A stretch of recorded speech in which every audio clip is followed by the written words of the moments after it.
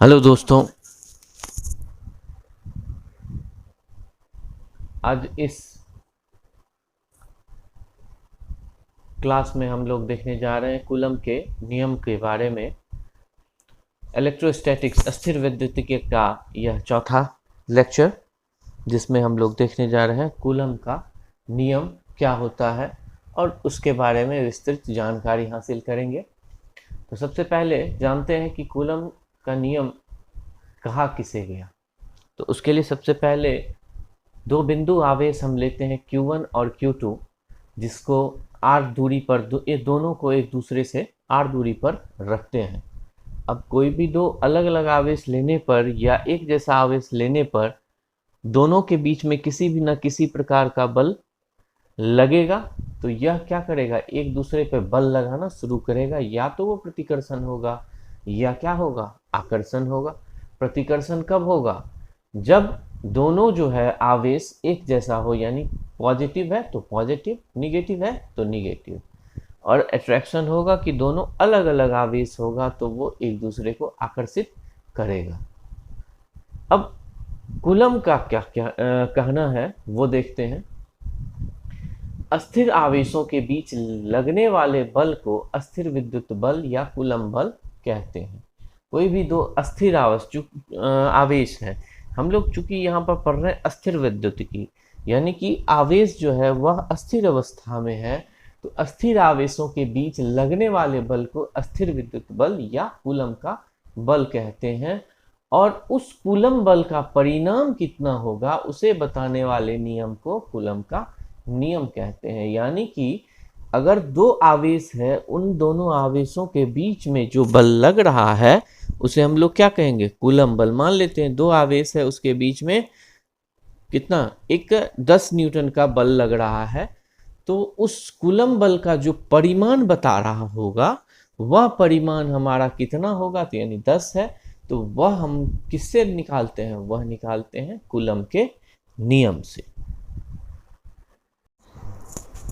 यहाँ कूलम के नियम को जानने से पहले हमें कि कूलम का परिमाण बताने वाला जो फॉर्मूला आएगा उसको जानने से पहले हमें गुरुत्वाकर्षण बल, जो कि 11वीं कक्षा में पढ़ाया जा चुका है, उसके बारे में एक बार हम लोग यहाँ से रिवाइज कर लेते हैं। यहाँ पर हमने दो ऑब्जेक्ट लिया M1 और M2, जिसे हमने r डिस्टेंस पे रखा है। अब यहाँ पर जो M1 और M2 ऑब्जेक्ट, जो कि उसका मास है M1 और M2, ये एक दूसरे पर किसी न किसी प्रकार का बल लगा रहा होगा, ठीक है। तो उस बल को मेजर करने के लिए दो दिया गया वहाँ पर प्रिंसिपल की F जो है वह इन्वर्सली प्रोपोर्शनल होता है, यानी व्युत्क्रमानुपाती होता है, जो उन दोनों के बीच की दूरी के वर्ग के। और दूसरा नियम दिया गया कि जो दोनों का मास है उसके गुणनफल के समानुपाती होता है। और इसे हमने जब एक साथ लाया तो उसे कहा गया कि यह एक गुरुत्वाकर्षण बल इस फॉर्मूला के द्वारा निकाला जा सकता है। तो F बराबर लिया हमने G_m1 m2 by r square, जहां G हमारा हो गया गुरुत्वाकर्षण बल का नियतांक। तो किसी भी समानुपाती के चिन्ह को हटाने के लिए हम लोग एक नियतांक की हेल्प लेते हैं, जिसके मदद से हम लोग यहाँ से समानुपातिक चिन्ह हटा देते हैं। तो F बराबर G_m1 m2 by r square, ये हमारा गुरुत्वाकर्षण बल का नियम निकला। अब आगे देखते हैं कि कूलम के नियम इससे कैसे मिलते हैं। अब इसकी तुलना हम गुरुत्वाकर्षण बल से करते हैं, अस्थिर विद्युत बल की तुलना। तो यहाँ पर ध्यान देने वाली बात होगी कि इसको अगर हम एक कथन के अनुसार देखें तो दो अस्थिर बिंदु आवेश Q1 तथा Q2 के बीच लगने वाला अस्थिर विद्युत बल दोनों आवेशों के गुणनफल के समानुपाती तथा उनके बीच के दूरी के वर्ग के व्युत्क्रमानुपाती होता है, एवं यह बल दोनों आवेशों को मिलाने वाली रेखा के अनुदिश कार्यरत होता है। तो यहाँ पर जो दिया गया कूलम के द्वारा नियम वो यह है कि दो अस्थिर बिंदु आवेशों के बीच लगने वाला अस्थिर विद्युत बल दोनों आवेशों के गुणनफल के समानुपाती तथा उनके बीच के दूरी के वर्ग के व्युत्क्रमानुपाती होता है एवं यह बल दोनों आवेशों को मिलाने वाली रेखा के अनुदिश कार्य करता है।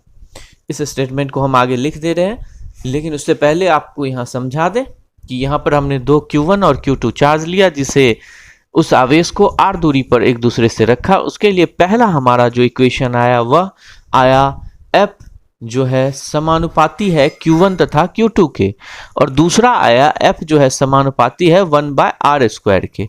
अब इस दोनों को हम एक साथ ले आते हैं तो F जो है समानुपाती हो जाता है Q1 Q2 बट्टा r² के। अब समानुपाती स्थिरांक हमें हटाना है समानुपाती को, तो वहाँ हम कहेंगे F बराबर K Q1 Q2 बट्टा r², जहाँ K क्या हो गया, समानुपातिक स्थिरांक।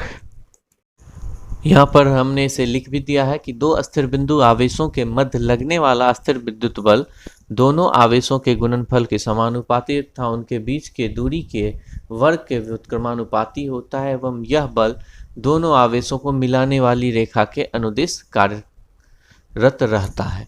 तो दोस्तों, इस बात को अगर नोट कर लिए कि कूलम का नियम अगर आपको लिखने को कहा जाता है तो ऊपर वाला आप पहले लाइन लिख लेंगे कि स्थिर आवेशों के मध्य लगने वाले बल को अस्थिर विद्युत बल या कूलम का नियम कहा जाता है, और उसके नीचे इसको आपको डिराइव कर देना है, बता देना है। तो आप अगर 2 नंबर का पूछता है तो आपको 2 में 2 मिल जाएंगे बड़े ही आसानी से।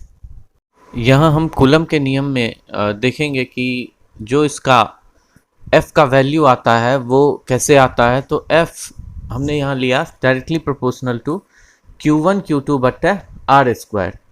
तो इसको अगर हम यहाँ से समानुपाती हटाते हैं तो उसके लिए कोई कांस्टेंट लगाना होगा, और वो कांस्टेंट है हमारा K, और K को हमने लगाया तो F बराबर K Q1 Q2 bye r²। R क्या है, दोनों Q1 और Q2 के बीच की दूरी। अब जो ये K आया हमारा समानुपाती स्थिरांक, यह 2 बातों पर निर्भर करता है। पहला होता है मात्रक की पद्धति, यानी जो भी हम मात्रक यूज करते हैं, SI हो, CGS हो, MKS हो, उस पद्धति में इसका वैल्यू बदलता रहेगा। जो मात्रक हम यूज करेंगे उसके हिसाब से इसका वैल्यू बदलेगा। दूसरा, जो माध्यम की प्रकृति है वो किस तरह का माध्यम होगा उस पर भी निर्भर करेगा। तो सबसे पहला हम देखेंगे यहाँ पर मात्रक पद्धति के ऊपर निर्भरता कैसे होता है। तो सबसे पहले SI में इसका वैल्यू ले लेते हैं। तो SI में वैल्यू लेने के लिए K बराबर होता है 1/4 पाई एप्सिलॉन नॉट। K का वैल्यू हम लोग लेते हैं कूलम के हिसाब से 1/4 पाई एप्सिलॉन नॉट। तो जहां एप्सिलॉन नॉट जो है वह होता है निर्वात की विद्युतशीलता, और जिसका वैल्यू है 8.85 इंटू 10⁻⁻12 न्यूटन यूनिवर्स मीटर-2 कूलम स्क्वायर। अब इस वैल्यू को जैसे ही हम K को निकालने के लिए रखते हैं तो उसका K का जो वैल्यू आता है वो आता है 9 into 10⁹ newton metre square coulomb -2। यहाँ पर हमने F बराबर लिया K Q1 Q2 बट्टा r²। अब यहाँ पर K का मान हमें निकालना है तो K बराबर हो जाएगा F r² बट्टा Q1 Q2। तो इससे हमें क्या मिल गया, K का मात्रक, यानी न्यूटन गुना मीटर स्क्वायर बट्टे कूलम स्क्वायर। अब एक बात ध्यान दीजिए कि यहाँ पर हमने सबसे पहले K का मात्रक निकाल लिया, जिसके बेस पर हमने K बराबर 9 गुना 10⁻⁹ न्यूटन मीटर स्क्वायर कूलम -2 नीचे आंसर लिख लिया है, K का वैल्यू लिख लिया है। अब हमें देखना है कि जो K का वैल्यू SI पद्धति में है क्या वही वैल्यू CGS पद्धति में भी आता है। तो इसको देखने के लिए हमें सबसे पहले SI पद्धति में जो मान है उसको बदलना होगा CGS पद्धति में।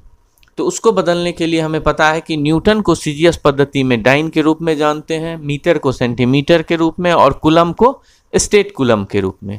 तो 1 न्यूटन बराबर होता है 10⁵ डाइन। अब यहाँ ध्यान देने की बात है कि 1 न्यूटन बराबर 10⁵ डाइन होता है, और मीटर को अगर हम बदलते हैं सेंटीमीटर तो 100 सेंटीमीटर का 1 मीटर होता है। तो जिस वजह से 100 सेंटीमीटर का स्क्वायर हमने कर दिया, और 1 कूलम बराबर होता है 3 गुना 10 पे पावर 9 स्टेट कूलम। तो यहाँ हमने 3 गुना 10 पे पावर 9 स्टेट कूलम को स्क्वायर कर दिया। अब इससे जो वैल्यू आ जाएगा वही वैल्यू हमारा सीजीएस पद्धति में वो उसका मान आएगा। अब देखते हैं कि क्या आता है।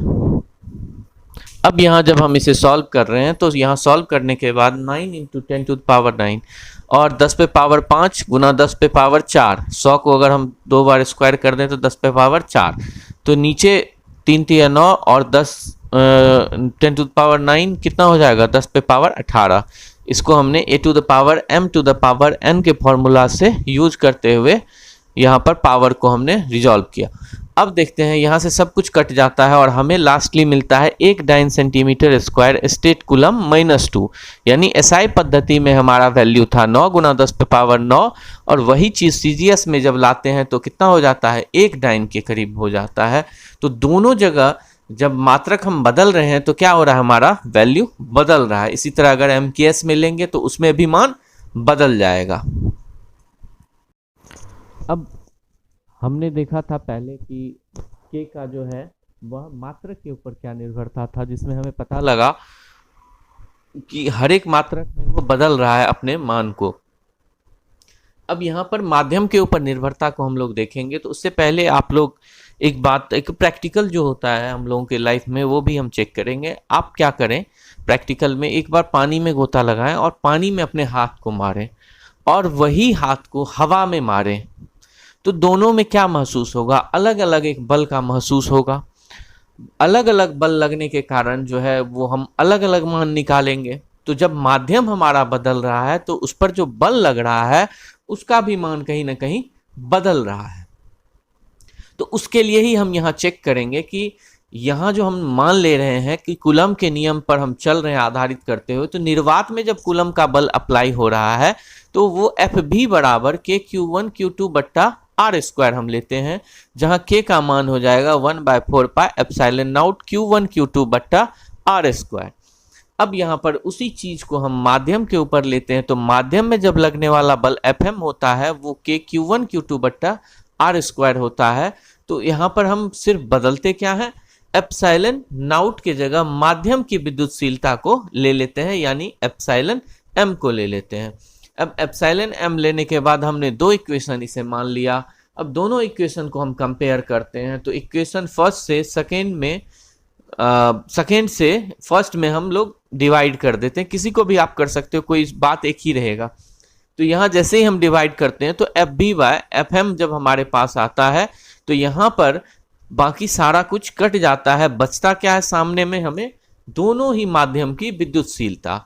जब दोनों फोर्स अप्लाई हो रहा है तो क्या बच रहा है, हमें दोनों माध्यम की विद्युतशीलता का रेशियो, उसी को हम लोग एप्सिलॉन आर नाम देते हैं। Epsilon m by epsilon not कहलाता है एप्सिलॉन आर, जिसे हम कहते हैं सापेक्षिक कहिए, आपेक्षिक विद्युतशीलता कहिए, या आगे चल के इसे परावैद्युतांक के रूप में भी हम लोग पढ़ने वाले हैं।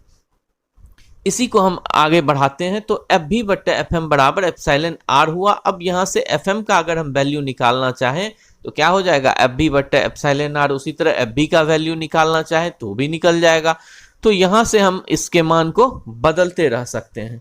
अब आगे हम देखने वाले हैं कि जो एप्सिलॉन आर का मान है वह हमेशा 1 के बराबर या 1 से बड़ा ही होगा। तो इसके लिए जो मानक तय किया गया वह 20 डिग्री सेंटीग्रेड का तय किया गया। अब देखते हैं कि जो हमारे पास दिया हुआ माध्यम है उसमें हर एक माध्यम में कितना कितना वैल्यू रहता है। यहाँ हम एप्सिलॉन आर का वैल्यू जो ले रहे हैं वह ग्रेटर देन और इक्वल टू 1। अब जो भी मान हमने निकाला था वो 20 डिग्री सेंटीग्रेड टेम्परेचर तापमान लेते हुए उसके पैमाने पर हमने निकाला था। उसमें हमने अलग अलग माध्यम लिया। उस माध्यम के ऊपर जब हमने सापेक्षिक विद्युतशीलता का मान निकाला तो वो मान इस प्रकार से है। जब एप्सिलॉन आर का वैल्यू 1 हुआ उसका मतलब ये है कि वह माध्यम क्या था, निर्वात था, वैक्यूम था, यानी एप्सिलॉन नॉट के बराबर। वहीं हम देखते हैं एप्सिलॉन आर जब 1.0059 है तो उस वक्त माध्यम क्या है, हमारा वायु है। एप्सिलॉन आर जब इन्फिनिटिव है, अनंत पे है, तो इसका मतलब हो गया कोई भी धातु है। एप्सिलॉन आर का मान जब 5 से 10 के बीच आ रहा है यानी वो कोई कांच है, यानी ग्लास है। एप्सिलॉन आर का मान 80 आ रहा है, यानी कि जो हमारा माध्यम है वो क्या है, पानी है। तो यह पूरी लिस्ट है जो आपको ऑब्जेक्टिव में काम आएगा। अगर आप इसे याद रखते हैं तो आगे न्यूमेरिकल्स वगैरह आएंगे, उसे भी सॉल्व करने में काम आएगा। इस लेक्चर में बस इतना ही। अगर आपको हमारा ये वीडियो पसंद आया हो तो जरूर लाइक करें, शेयर करें अपने दोस्तों के साथ, और अगर आपने हमारा अभी तक चैनल सब्सक्राइब नहीं किया तो सब्सक्राइब कर लें, साथ ही बेल आइकन पर प्रेस करें ताकि हमारे अगले वीडियो के लिए आपको नोटिफिकेशन मिल जाए। धन्यवाद।